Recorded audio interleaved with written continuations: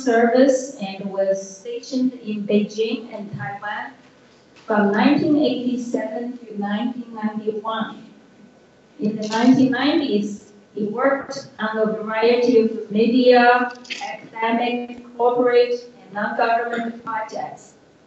From 2001 to 2007, he served as American Director of the Hopkins Nanjing Center, and from 2007 to 2013, directed the Maryland China Initiative at the University of Maryland. He has lived in China for nearly 12 years.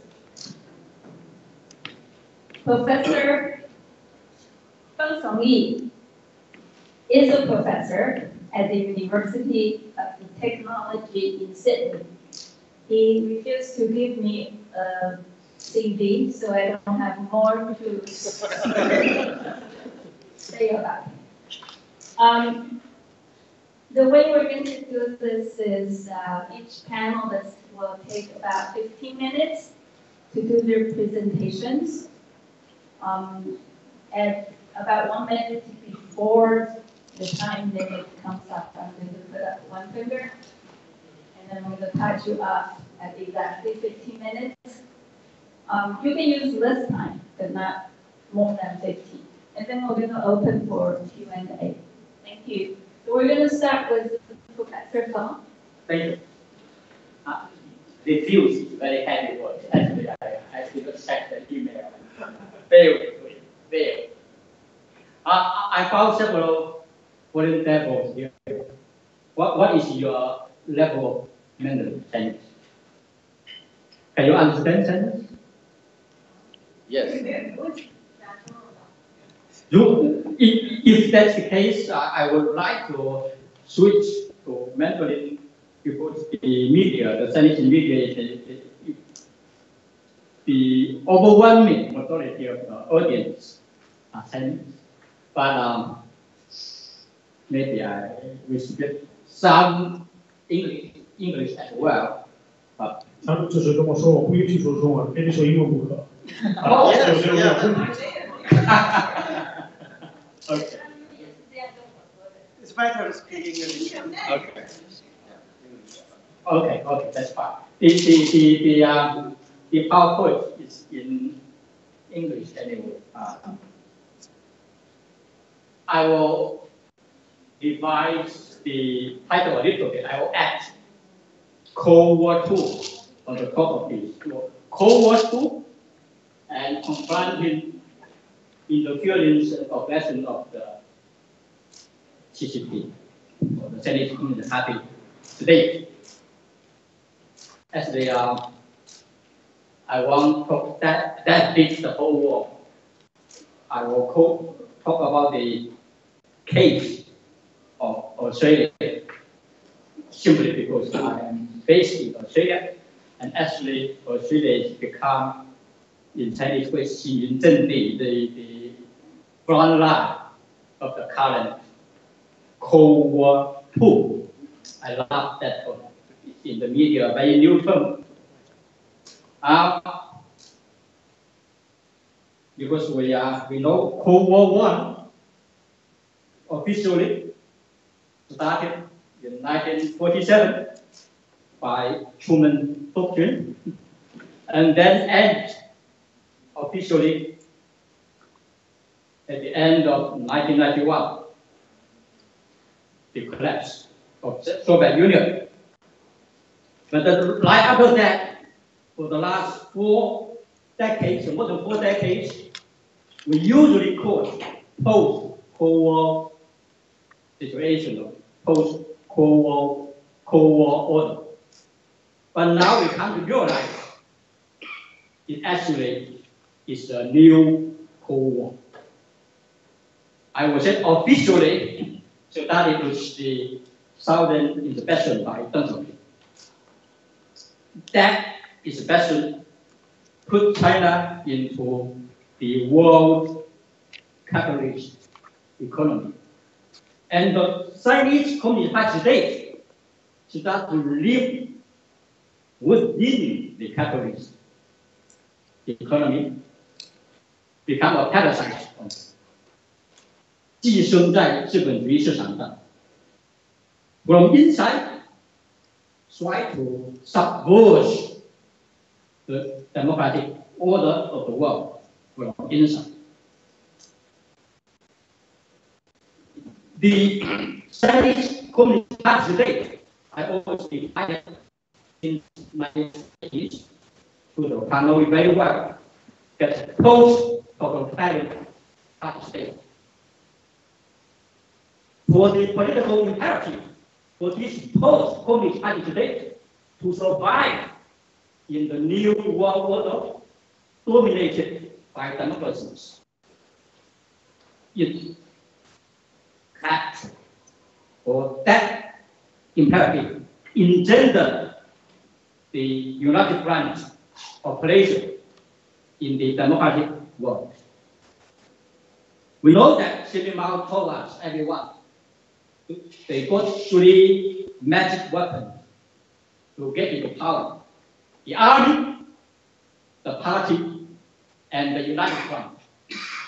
Of course, for those who know United Front in Chinese, 统战, one part is 战, another part is 统. The 统 part is to co-op, to recruit friends, actually to buy over business,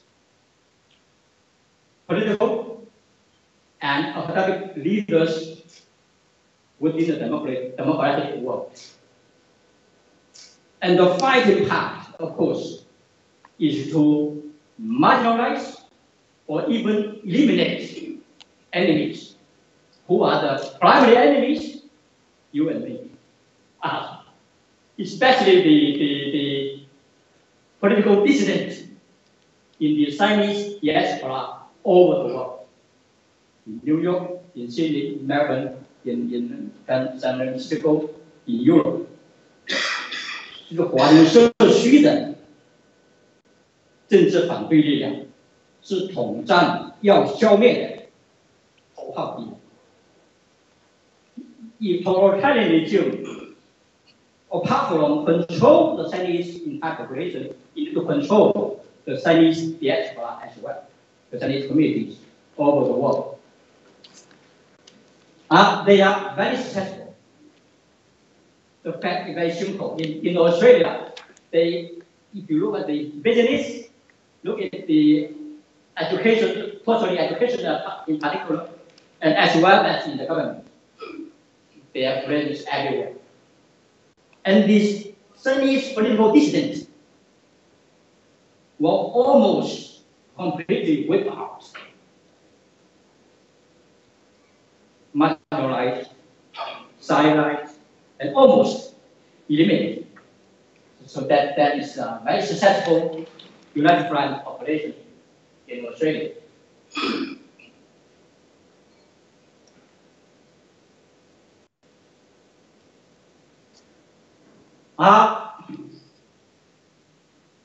In facing this situation, very serious situation, there are several approaches to deal with it. But overwhelmingly, it is the approach of appeasement, just like the Second World War, to appease the Chinese Communist Party regime, the communist autocracy. To put it more concretely, there are 3 major approaches in appeasement. The first one is apologist approach. From this group, 就是他们是为他们做辩护。这个辩护 to defend communist party state, to them, the party state is the best for the Chinese society. And even this regime did not invade 侵略其他国家，按照习近平的讲，不是折腾 do not torment the outer world. They only shoot Chinese very badly. So that's not torture the other people beyond the boundary of China. The second approach is pragmatic approach. For them, pragmatic in the sense 实用的 always today with the winner in the current economic development, especially in the globalization, economic globalization, China is the biggest winner. So if you stay with the winner, you can get money, you can become rich. So to be pragmatic means you go get along with China better in order to get money. And the third approach is capitulationist 投降主义. If you according to this approach, if you confront China, you not only lose money, you may risk war. 有可能有战争更大的损失。所以最好的办法是组合做生意，把对吧 ？people 不服气的人来 you and me. Eventually, in Australia, for the society, to the government, there is an emerging group who want to seriously confront the party state. That's confrontational approach. Want to stand for, want to fight the communist regime. Fight against the interference, and you make for the new book that's published by Brian Hamilton. Silent invasion.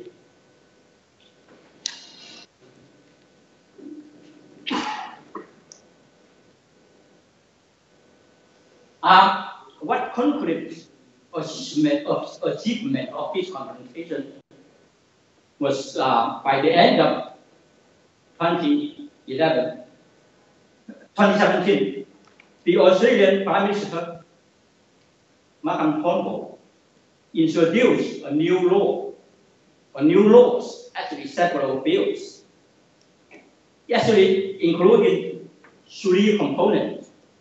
The first one is to ban foreign political donations. Everyone knows this also actually target the Chinese donation, but the law itself applies to everyone. And the second part is learned from the American political law that's legislation law. So whoever, either individual or institutions, work on behalf of foreign authorities have to register as what it is. In other words, you will not work as a covert activity. And the third one, if you are working as an agent of foreign power, you work as a proxy of foreign power, and do not declare it, means you are engaged in covert activity, you will be subject to legal sanction. That means you will be punished according to Australian security law. So that's the 3 components of the new legislations. And of course, it's fully understandable that when these new laws or new bills were introduced, the Chinese government were outraged. They mobilized propaganda campaign against these new bills and new laws. And then it was widely echoed by its would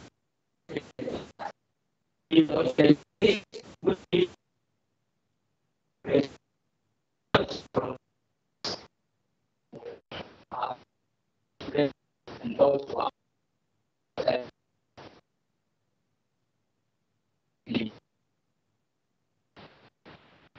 I want to add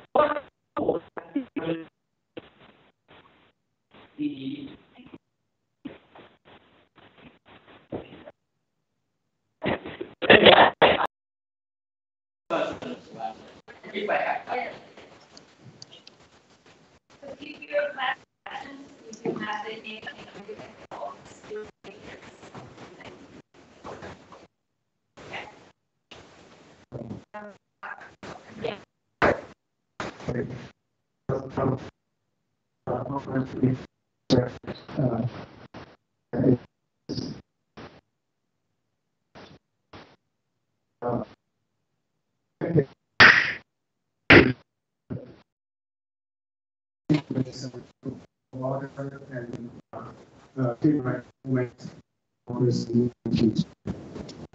So 3 days, 20%.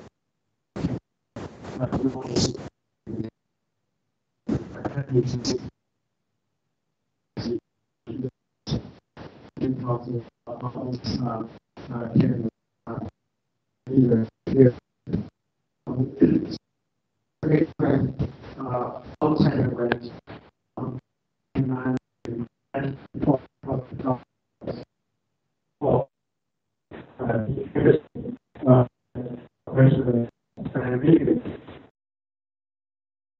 we also created a new terminology, controlocracy, to describe the current tennis political system. So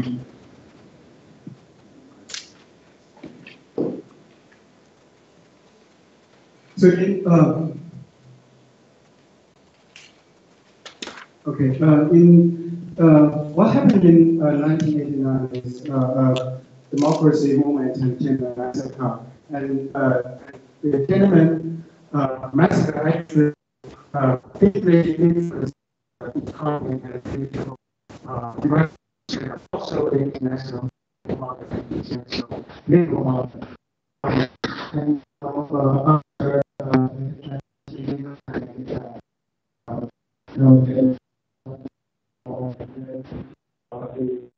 so we're doing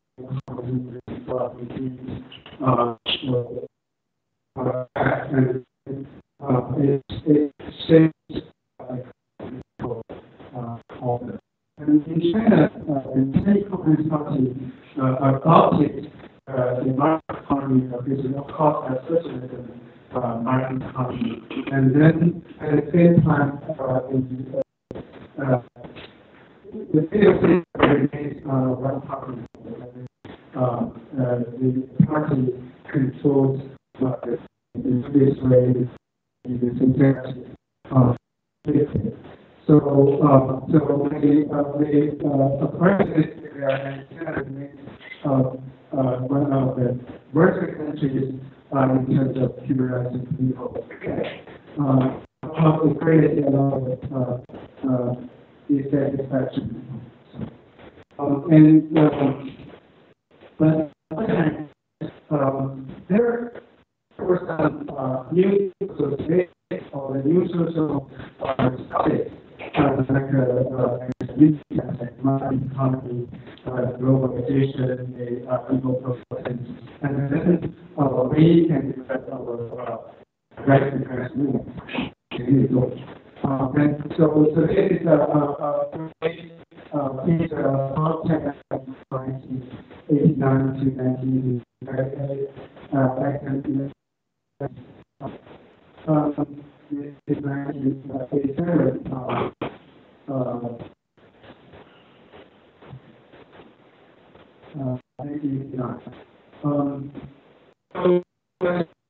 And the comment of people who are mentioned that lawyers and a lot of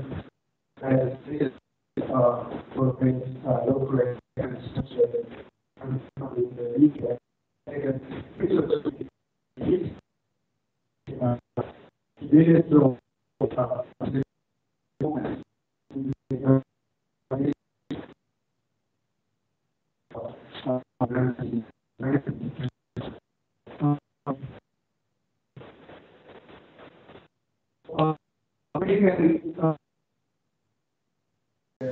Rights movements needs to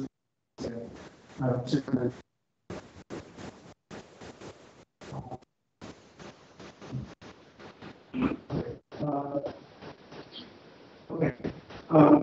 So a lot of human rights lawyers and defenders, bloggers and NGOs participated in the and we to sensitive cases, human rights cases, and we use kind of social movement repertoire. Let me show you some picture of the 维权运动的defense movement, like 像 PX 的 protest against the pollution protest, 南方周末的 the South American protest, support for the freedom of expression and human rights lawyers, supporting the blind activists who want to influence of the local courts, and a lot of performance art, street performance, community, 胡家, 屠夫, and so these grassroots or barefoot lawyers, and lawyers and activists went to Jiansanjiang and other cities to challenge the black jails, 法治教育中心的 legal education. Actually, that has nothing to do with legal or education. It's kind of black jail detaining Falun Gong practitioners. And so these 4 lawyers were detained and tortured, and more activists and lawyers went to Jiansanjiang to support these lawyers and citizens. And house churches, underground Christian churches, and Panyu protest. And people were there supporting the umbrella movement in Hong Kong. So, so for the past 3 decades, everyone admitted the China's racism. It's really amazing. And China has now become the second largest economy in the world and play an aggressive and active role on international space. And of course, there are different reasons behind the China's rise, the economic miracle, like investment, like globalization, internet, technology. But many scholars, many people ignore one of the most important reasons behind the China's miracle. That is, 低人权优势, the advantage of low human rights. I use Professor Qin Hui's term. So it's easy to understand, like Chinese workers don't have the right to organize their labor union, and their working condition is very poor, very low and dangerous, and the bargaining power is very weak, and even as Xinhui analyzed, it's kind of minus welfare in China, 富福利. Welfare generally means the government takes from the rich to subsidize the poor, but in China, actually, the government takes more from the poor to subsidize the privileged class. And even there are forced labor, the prison products. And then China becomes more and more powerful, and it also influenced the current international order and international economic order and political order. China was allowed to enter WTO, and China was voted in Human Rights Council again and again, and then the Western countries adopted engagement policy. I think it's like an appeasement policy. In 1989, all democracies sanctioned Chinese government, condemned the Tiananmen massacre, and supported the activists in prison and in exile. But very soon, the Western countries welcomed the butchers and Chinese dictators with flowers and red carpets, and they can't wait to hug the Chinese dictators. So China has no soft power and soft power or hard power to influence the international order.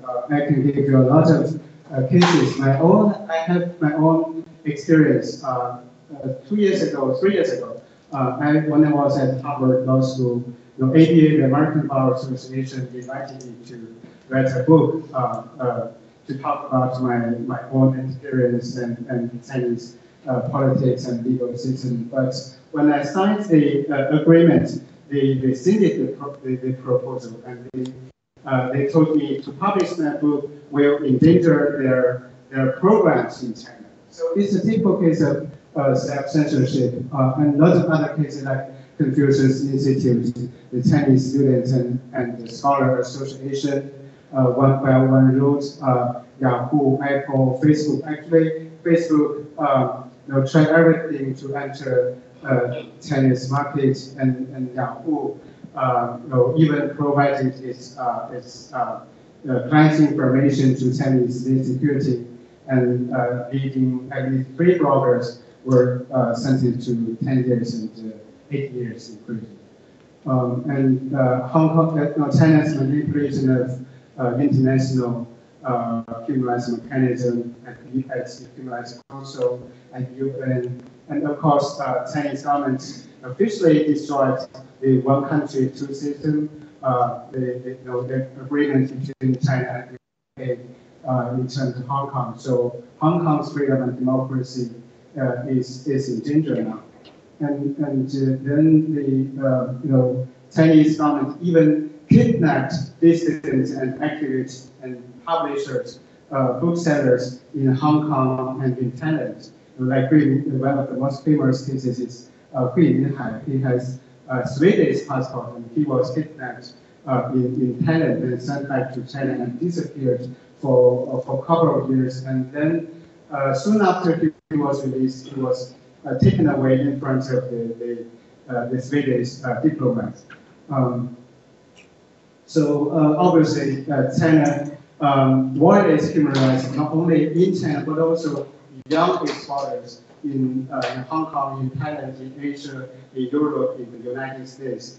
We have documented cases like activists in the United States, in New York, in San Francisco, in other countries were physically attacked by Chinese agents or some other people held by Chinese government. So there is one. I think there is one question remains. That is, China has become the sophisticated totalitarianism. It's not a Mao style, Stalin style totalitarianism. It's brutal, but it's also adaptable, flexible, and with some beautiful powers, beautiful languages like 人类共同体 the shared human community, something, and China is pushing human rights with Chinese characteristics, something like that. So it's a sophisticated totalitarianism, and we can see, it seems that market economy, internet, human rights lawyers, and the language of rule of law and internet, WTO, globalization should lead China to open society, but actually it didn't. So what happened there? Of course, we can discuss a lot of aspects from international relations and Chinese politics, but one thing that is here, how the policy of sanction and isolation to engagement, appeasement.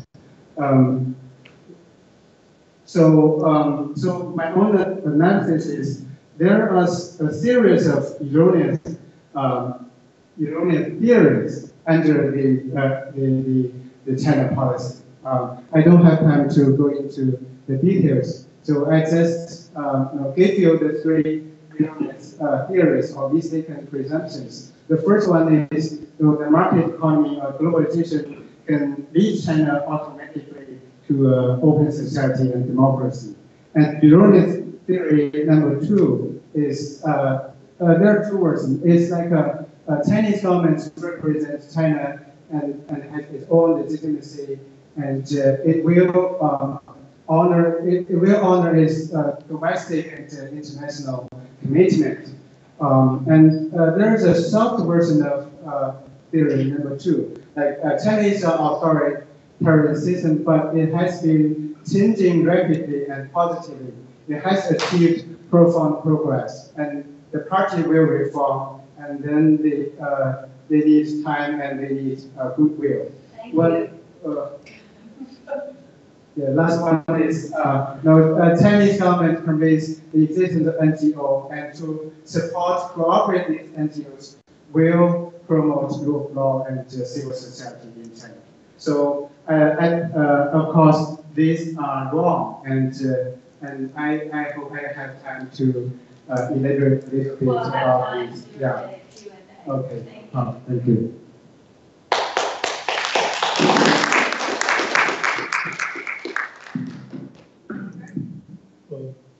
Thank you.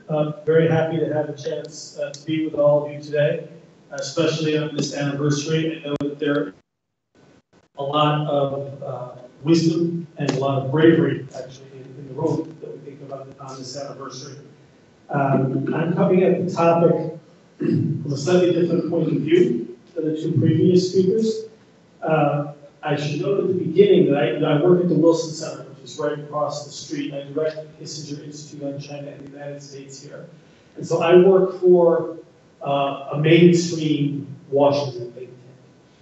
And in general, the mainstream think tanks are not in dialogue with human rights organizations. And this is a big mistake. This is a big mistake. It's mostly the fault of the think tanks.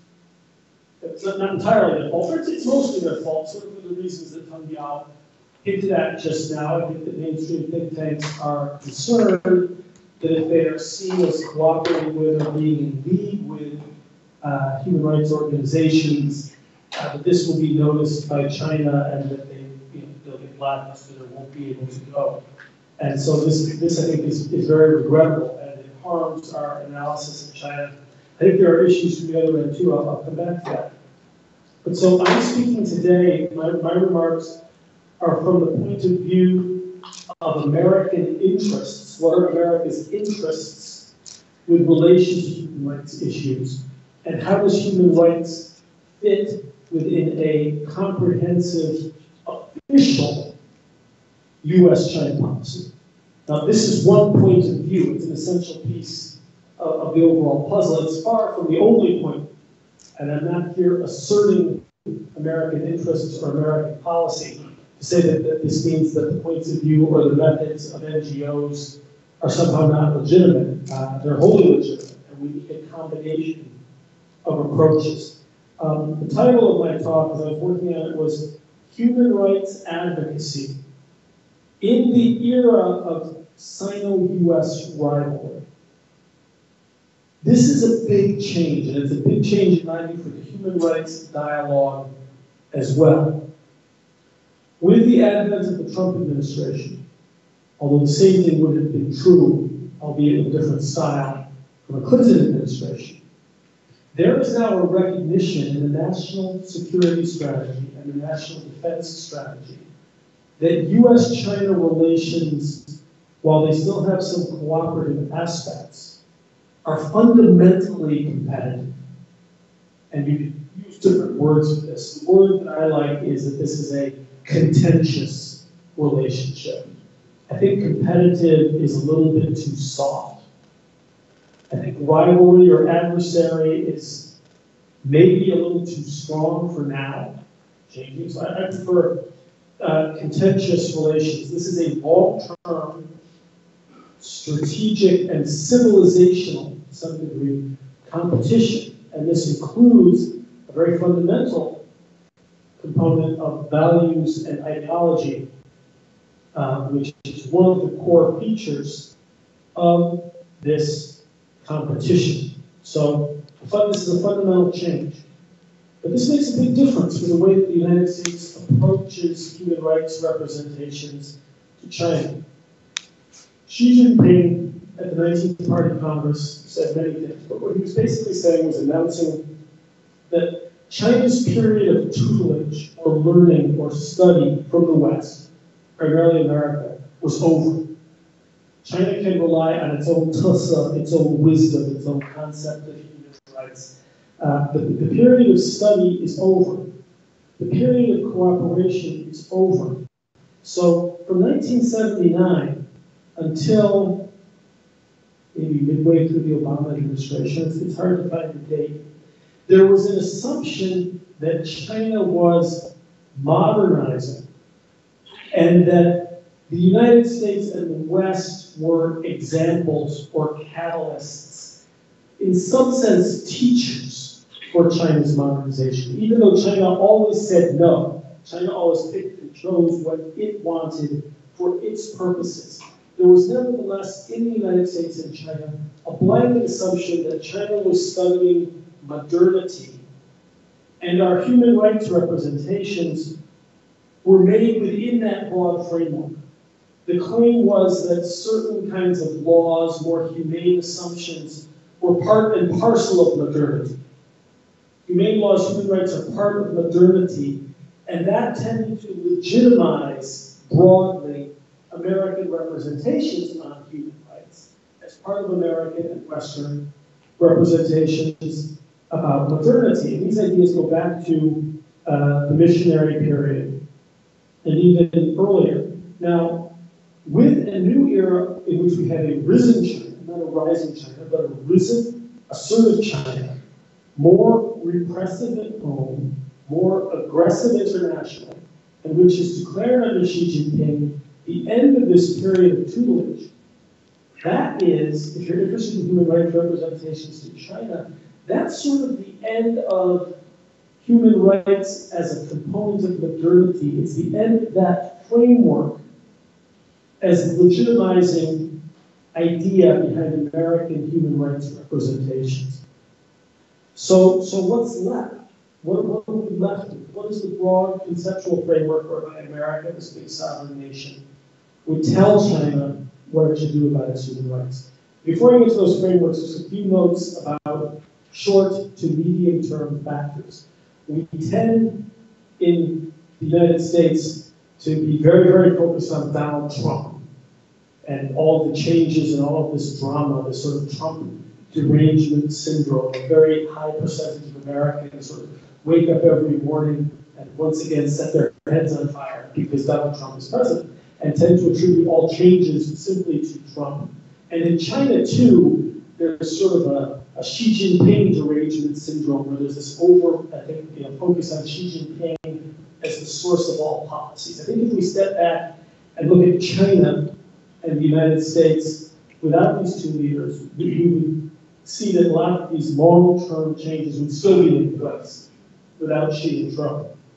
But certainly when we talk about human rights under Donald Trump as a short-term, medium-term factor, there is a question, before we get to this framework for American human rights representations to China, there's a question of whether we're even interested anymore.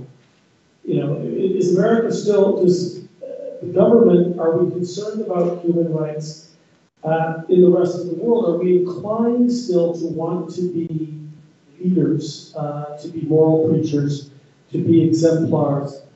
We do see in a growing number of nations, including Russia, and India, and Turkey, and Hungary, parts of Eastern Europe, the United States, a growing nationalism and isolationism which speaks against human rights. So this is an issue in the United States. And I would argue it's not only an issue for the government, there's also a question about whether the United States public is still as concerned with human rights issues in other countries and with China in particular as it once was. Only this year, Pew and Gallup polls show that more Americans have a positive view of China than at any time since 1989. How do we account for this with all of the reporting about what's going on in the Wei-Chen movement, or the growing tech surveillance state, or what's going on in Tibet, or what's going on in Xinjiang? The evidence is that the American people and American politicians may not care as much as they do. At least for now, I think that has to be taken into account.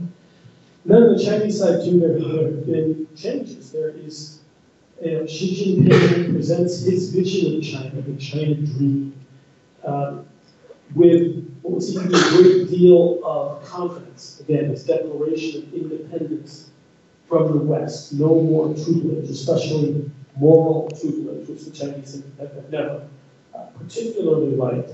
And at the same time that Xi projects confidence, you also sense tremendous fragility within China.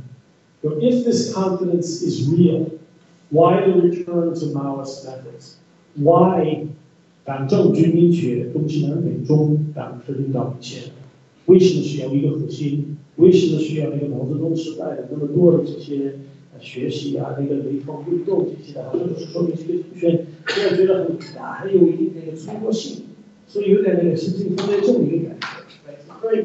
It's a strange period in China as well.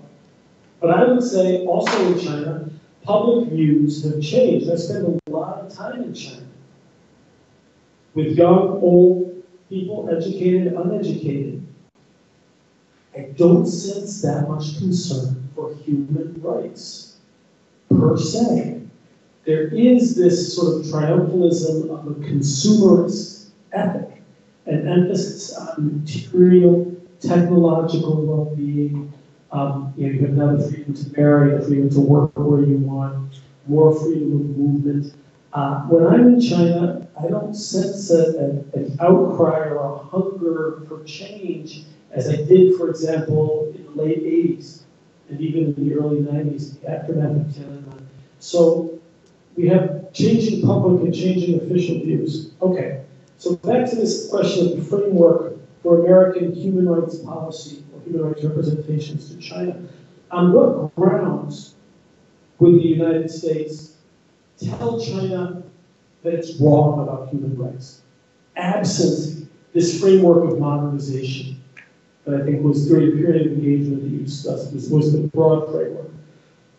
Well, we could advocate for human rights in China just simply based on moral principle. straight ahead moral foreign policy of the sort that Jimmy Carter advocated when he was president. This has always been very difficult for the American government. I remember when I joined the Foreign Service in 1986, George Kennan, very important American diplomat in the 20th century, wrote an article in Foreign Policy magazine, one of the last that he wrote, called Morality and Foreign Policy.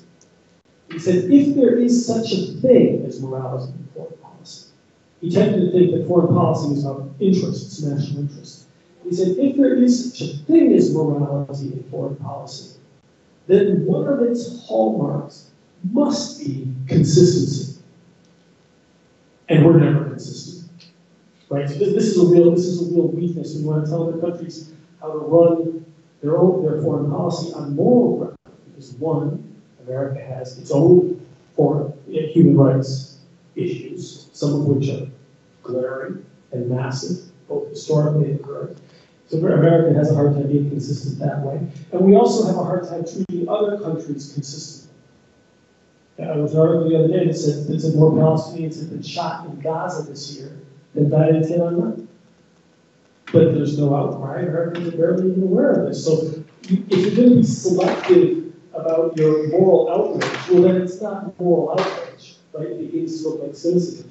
So you could have, a human rights policy based on moral principles, but it's tough to sustain. It's tough to be consistent. And it also involves Americans in moral hazard. And the problem is I go to China, for example, and I preach about human rights, and I inspire Chinese who go out and act on their beliefs, and they get arrested and go to jail, and I get on a plane and fly back home. This is moral hazard. I'm advocating for certain actions that I don't pay the price for. And so this is a problem with a purely morality-based human rights policy, in my view. This is to write it off altogether, but it has to be considered. We can also have a human rights policy based on ideas about democracy promotion. And this was sort of where we went in the Obama administration. And the idea here is that we want to promote democracy worldwide, not just in China, because democracy is a means to peace and prosperity. And this sort of broad prescription is not aimed at China, but it includes China. So it's an attempt, it's a way to try to be more pragmatic, utilitarian as implied, without being as preachy. And I think that can be a decent approach, but we've backed away from it now. You can also take a view that we should weaponize human rights representations. If we're in a competition with China, let's make human rights a weapon to attack China with. The problem here is that because we're inconsistent, this is very risky. Chinese people probably wouldn't accept it, and it would look and be claimed to be cynical. And then lastly, I think this is something that we can explore together, is concern for human rights or liberal practices in this era of competition and Chinese power. Not as it was in the past, this also has its risks, primarily as an expression of concern for Chinese as fellow human beings, but is there a role for human rights as a form of self-defense, focusing on Chinese government influence, interference in American communities and institutions, and focusing on China's spreading of illiberal norms as a way of getting at foreign policy, a way of getting at human rights policy. And I have some other thoughts about human rights actors, organizations, audiences, and strategies, but I'll save those for Q&A. Thank you. We can, we'll open up for questions. But, what I'm going to suggest is please do only ask questions. Do not make a statement. And your questions should be limited to 2 minutes maximum. And then we cut you off, okay? So when the round of the questions, you can either specify to whom you want that question to be answered, or it can be a general question to all of them. And then we're going to answer them, and then we'll come back for more questions. Okay? So I got 1, 2, 3. Okay, we're going to do the 1, 2, 3. 1, 2, 3. Ready, guys? you first. No, you're the third. Okay. Go ahead. You want to introduce yourself. My name is Qiao Mu, independent scholar of media and political studies. Just moved to the United States from China last year. Question for Mr. Day. You gave a very interesting question that most of mainstream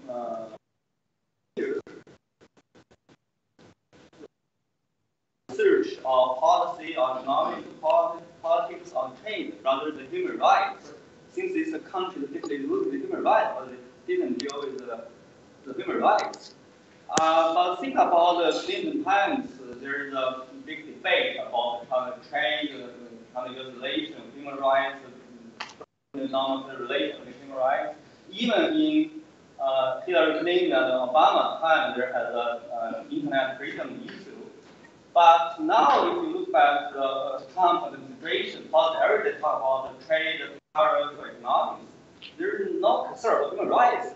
Even the German culture talk about human rights issues, about Russia, about Trump, never talk about that. So my question is, why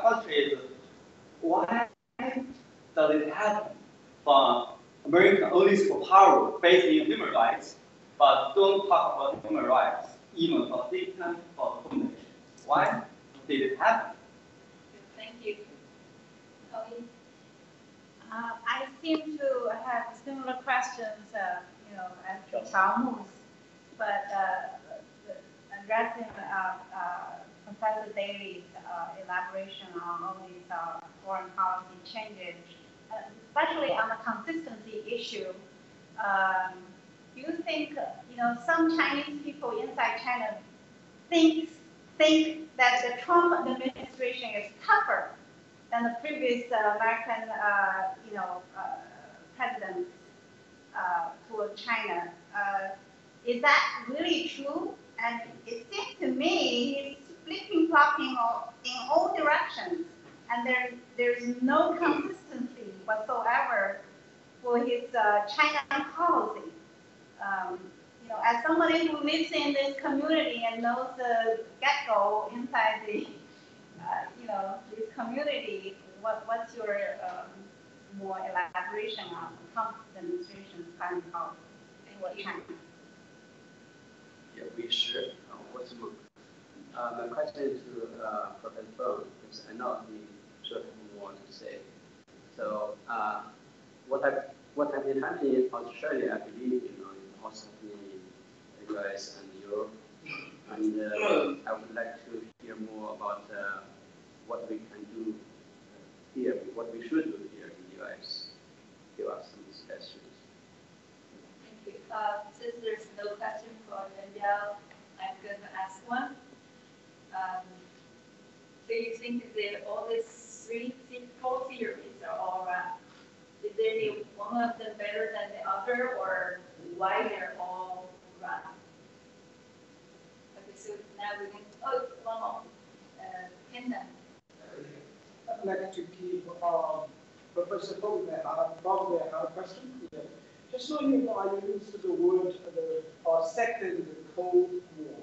And first, the early days were the contentious relationship. Yeah. It's a different.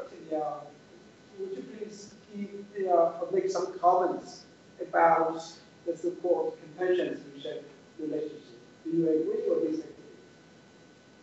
Okay, if there are no more questions for the time We being. won't remember the questions. Yeah, that's 2 minutes. Okay, so why don't you save yours?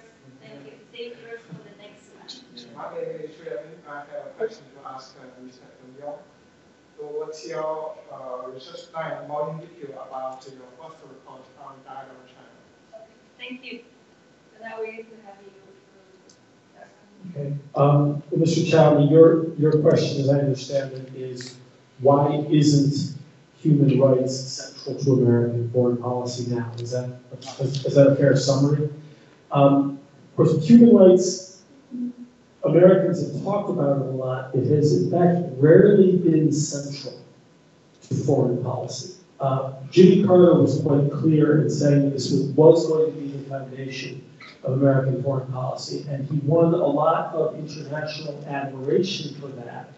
But he didn't have many foreign policy successes based on that. And of course, he's often seen, primarily seen in the United States as not having been a terribly successful president. You know, he presided over the changes in Iran, the hostage crisis, and the energy crisis. And then it emerged again, of course, under Bill Clinton, who took a shot after Tiananmen Square at linking China's permanent normal trading relation status, linking the trade relationship, to progress over the course of a year in China's human rights record.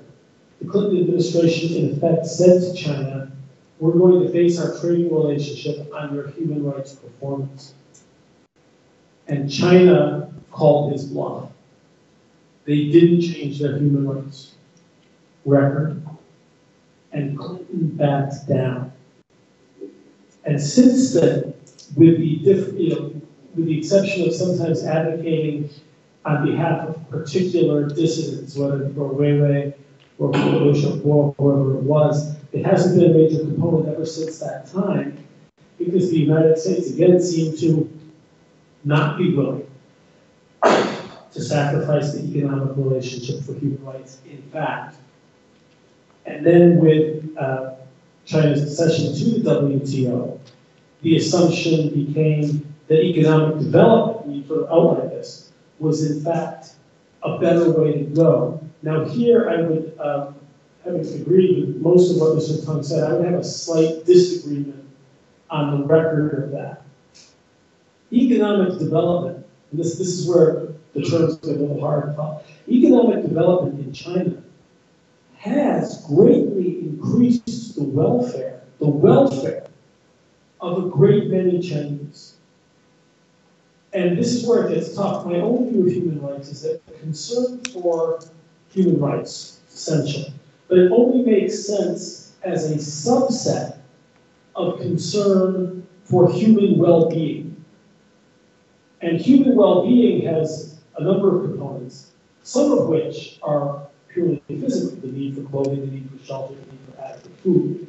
Development in China since Tiananmen has improved the well-being of a great many Chinese. I think that this has to be recognized. It hasn't improved the political or civil rights of many Chinese, but they're not all asking for that. It has, if we take, I mean, this is something I try to wrestle with in dealing with China questions. If you take China out of the equation, instead of China saying 1/5 of humankind, is this 1/5 of humankind, generally speaking, better off now than it was in, say, 1992? I think the answer to that is yes. And that's not easy. There's still a big gap, political and civil rights, but the increase in well-being is quite real. And that's how I would somewhat differ from or modify, your views.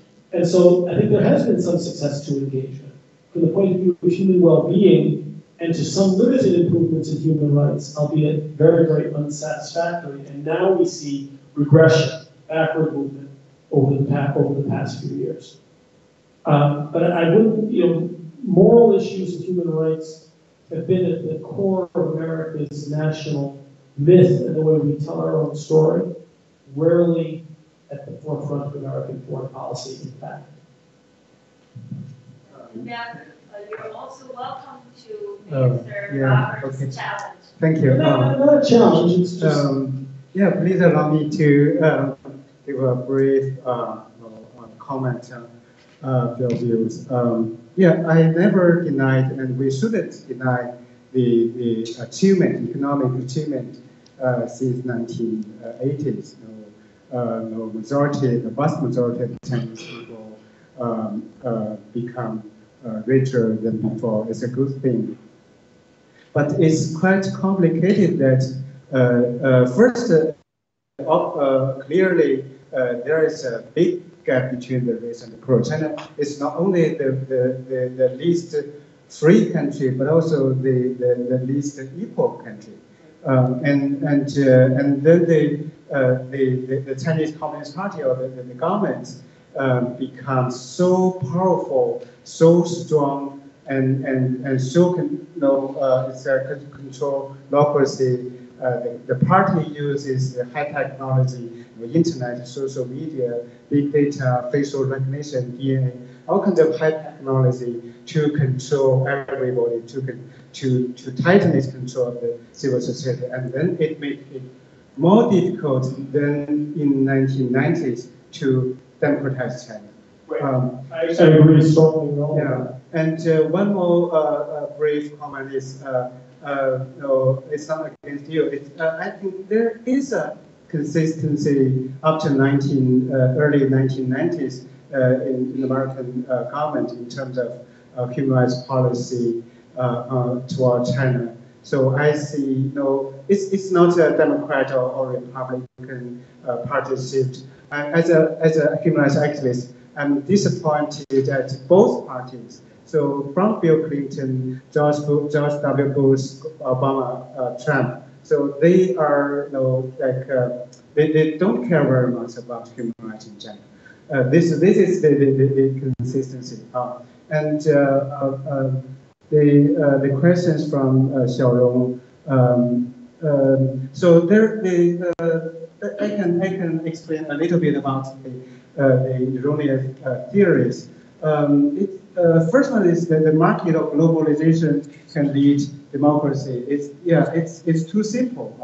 The scholars or the decision makers underestimate the situation. How the Communist Party can manipulate its constitution, its international commitment, like WTO. So China made a lot of commitment, and they didn't keep its promise. Like Bill Clinton said, they expect a strong middle class can come from the market economy, and then the middle class demand democracy. But in China, the middle class, the so-called middle class, is connected with the system, so they don't demand democracy in general. And the second theory, the sympathy of Chinese government. Of course, Chinese Communist Party or Chinese government doesn't represent China or doesn't represent Chinese people, and it has no political legitimacy. And so many scholars and politicians didn't distinguish between the Chinese government and Chinese people. So it's not difficult to understand. And the third one, it seems true because supporting NGOs, supporting civil society or human rights activists is really a good thing.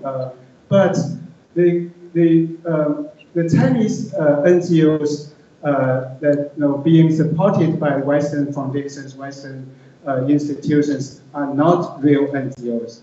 They are mostly gongos, the government-organized NGOs. So I give you one example, like ACLA, All China's Lawyers Association. So the Western people think that it's a counterpart of APA.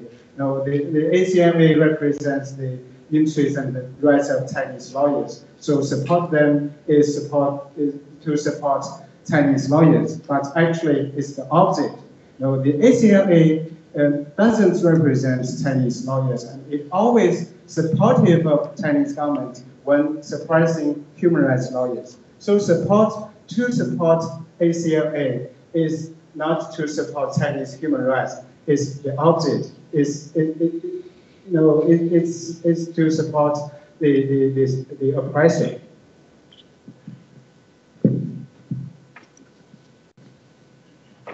Okay. Sorry. The question I'm writing, and I'm still working on the report. I read it for Dialogue China. It's about the self-censorship of Western institutions, universities, and also the companies. So let me check, and I'll work more quickly on that. Okay, I can some first. Okay, war. Okay, we talk Cold War.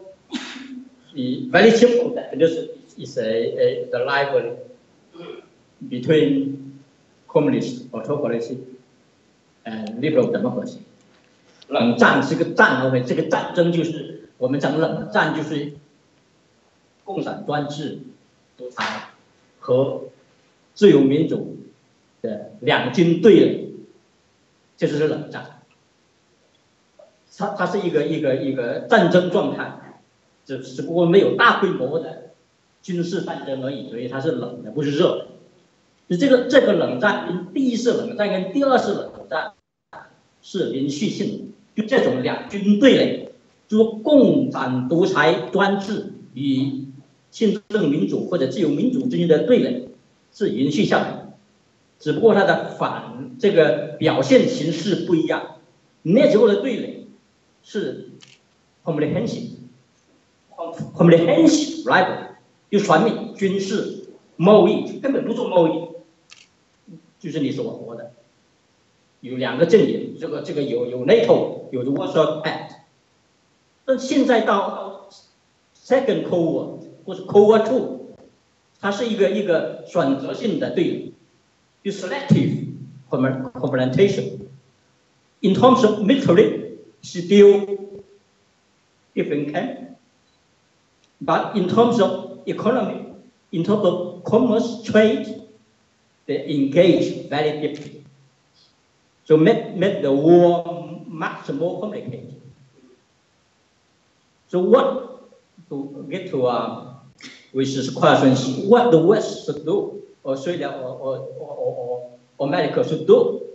The number one is you have to recognize it's a war. 你必须承认有战争，你才能够怎么做一些事。这很多人不承认说这个是战争。 一讲说你有冷战思维，好像他就犯了免敌大罪，你就得被灭掉。现在的最大问题是西方不承认这个战争，这个战争胜负决定你有没有这个 determination， 有没有决定你共产党他一定要整赢，因为他要 survival， 他要生存，那生存就是一定要在搞冷战，要搞这个统战，但是西方没有这个 gut 来 fight。 There's no gut to fight, so that's why this 投降主义路线，所以一打我们就亏，我们不能跟他打架，那怎么办？那就投降了，对不对？一引，就是他这个 appeasement 是这样来的，就不敢打，不敢来 confront， 然后就找各种各样的理由，这样各种各样的理由。但是我要记住一个东西 ，have to remember。 The liberal can, the democratic can win the first Cold War. 第一次冷战是民主阵营赢了 ，communist autocracy failed miserably. During that time, the communist camp was very strong, very powerful, relative. To today's situation， 如果现在比较的话，是第一次冷战之后，共产主义阵营是相当强大，它有几十个国家，控制着1/3以上的这个领土和人口。现在 you look at the world, how many communist regime left? You got North Korea, you got West Korea. Now Cuba is almost gone. Vietnam is changing very fast, or sometimes we forget Laos, very tiny, 1 million people. So the headquarters is China. The headquarters of the world dictatorship is China. But China is a very fragile superpower. If the West, if democracies found their commitment, found their determination, there's every reason to defeat communist regime, to defeat communist autocracy. It's dominated by democracies. So that is So my question to you is, the first to admit there is a war. The Cold War is continuing. We need to seriously fight the war. Otherwise, you are bound to lose. You don't even go to that to confront. But secondly, forced to have the Chinese democracy movement, to have human rights movement. You are totally wrong that the Chinese do not want human rights. If you look at the Tian Biao's presentation, the human rights question is the powerful human rights everywhere in China. You didn't see it, but you is there. The Chinese consciousness of rights never been high before. So that is, if the West seriously want to confront the autocracy, you have to support this human rights movement, support Chinese population, rather than only focus and trade. Money, money, money. So that is the issue. Thank you. I will give you a chance to address that disagreement. He said a lot. So you will get a chance to answer him, but we're going to take a few questions. And is there a gentleman here? I just speak really loud. Okay, so we have 1 and 2 and 3. Okay, you briefly introduce yourself, your name, affiliation. Oh, sure. Anna Houseworks with the China Channel. I'm Anna Houseworks, editor of China Channel with the other people. And this is based for the panel. I actually have all 3 panels that received this question. We're talking a lot about diplomacy and how Western governments interact with China, but there is a whole sort of shadow diplomacy that goes on with corporations.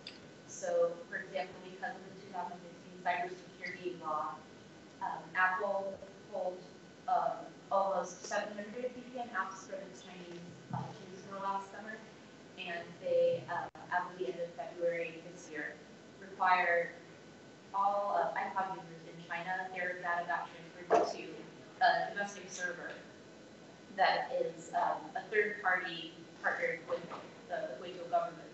So you have, Apple doesn't want to leave China, and so they are complying with these demands that are infringing on privacy rights, for example. And that is a whole other level. How do you deal with these big, especially the tech companies, who are willing to compromise on people's sensitive data and hand it right over because they feel like that's the only way they can keep their foot in the door? Yes, I have to adjust my camera. I'm Ping Liu, working with Mirror Media,明镜 集团. We have been broadcasting, webcasting the whole day event since 10 o'clock this morning, and we are going to report this evening and tomorrow's events. I thank you very much for your comprehensive discussion. We do believe that the communist China is a regime we have never seen. Several things.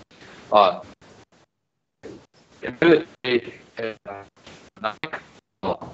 don't know what the great challenge we face for increasing possibility.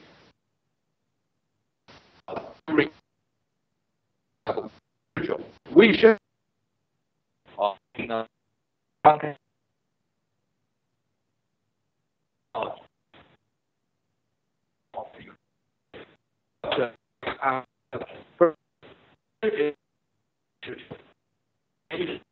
the cold is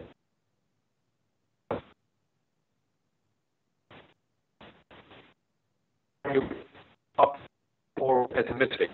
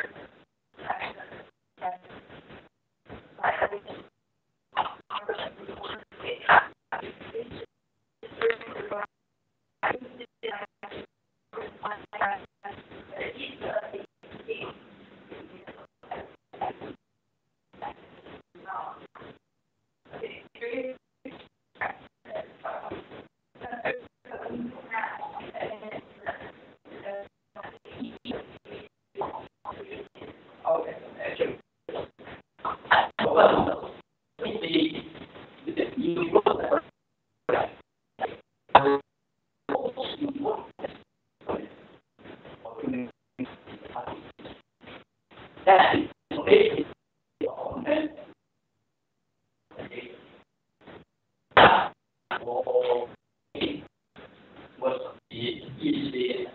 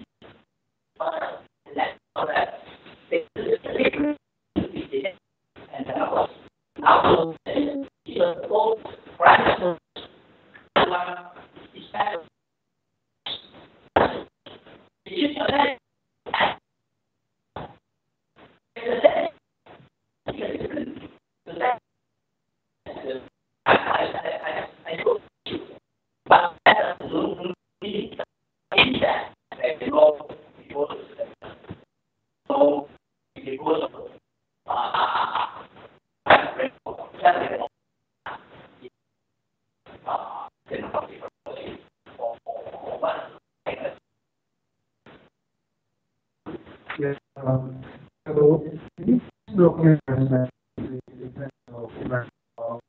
generally are effective in terms of in modern countries. So tennis is so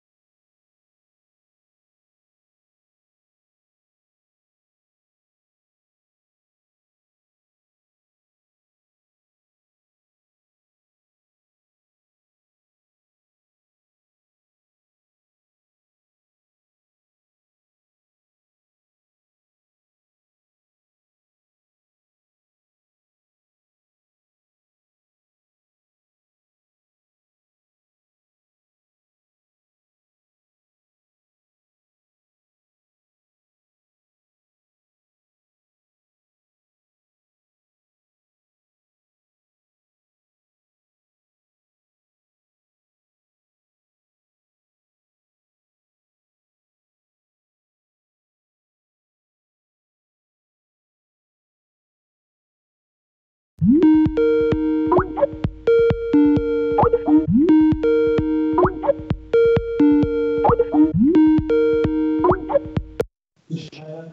there for individual faculty members, but they're not there at the university level for the same reason that corporations are giving its money. Individual American corporations, institutions, including universities, states and localities, have their own China interests now, and therefore have their own China policies that are generally not aligned with Washington's China policy. And so in the universities, it's very often money. And then lastly, why don't we discuss human rights at all? I think there are a range of reasons, one of which is overload. Based on sort of 24/7 news cycle, we're confronted with multiple atrocities every day. The refugee crisis, Ebola, Gaza, Central America, the Rohingya crisis, all of these things are horrible. And you really can only take in so much of this. There's a degree here of empathy overload, I think. And then international human rights law, yes, anytime we can refer to agreed conventions or refer to the Chinese Constitution itself, that is much better than anything that says, we America good, you China bad, listen to us. Doesn't work. It doesn't work even with Chinese nations who want more human rights in China. Nobody likes to be preached to. Yeah, okay, a brief point. Professor Derek mentioned the morality pattern, moral pattern, yes. So when you visit China, you can see people offering human rights. You can see consumerism, cynicism. That's true that, of course, many Chinese people are politically indifferent and they dare not talk about human rights. But there are some people, as Professor Feng said, there are more and more Chinese people fighting for democracy and human rights, and many of them are in prison, so you can't hear it, and many of them are put under house arrest, they are silenced, they are marginalized, they are isolated, and then and you said if you support them and then you leave China and these people got arrested, I don't think it can be as excuse to ignore human rights issue in China, because there are many Chinese people, they need international attention, they need international support, they are fighting, they are sacrificing their freedom, even their lives to do human rights work. And they really need your attention and international support. And that's the hope. Of course, we appreciate international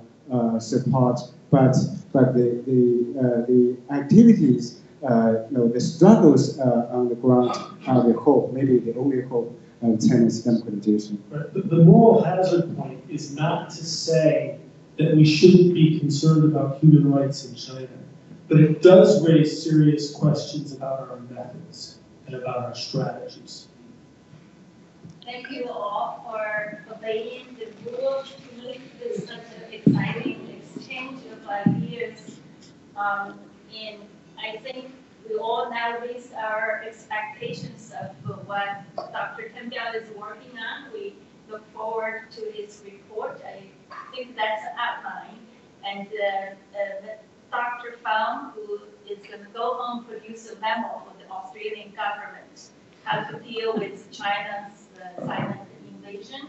And we look forward to reports coming out of the Wilson Center, Kissinger Institute, how China and the U.S. in this rivalry, human rights can actually get in there, and what are the policy advisors you would give to the people in that house over there, in the White House. So thank you all for being here to attend the One Dance Institute's first monthly forum. And every month there's going to be one, and you're going to all show up again and bring your friends. Thank you.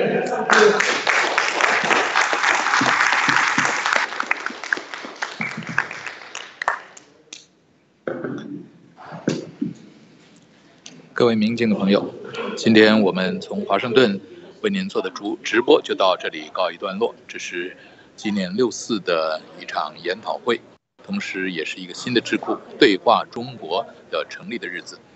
那么在今天的这研讨会之外呢，在华府还有其他好几场有关于6·4的纪念活动，像在今天晚上，在华府的这个共产主义者受难者纪念碑有一个烛光的这个守夜活动，然后明天呢还在国会的会议室里边有一场研讨会，我们这个也会为观众朋友做这个直播或者是来报道。特别再一次跟大家说明，这个是因为刘平个人呢在这方面非常生疏，虽然事前来看了场地，测试了线路，但是在实际播出的时候仍然遇到诸多的问题，特别跟大家说声抱歉。这个我们在这个日后啊，这些情况应该会继续改进的，要不然无颜见江东父老。好了，今天呢，我们这一场在华盛顿的直播，它这个直播的地点就是在华盛顿旅馆，在华盛顿酒店啊，就到这里告一段落。谢谢观众朋友的收看收听，我们下次再会。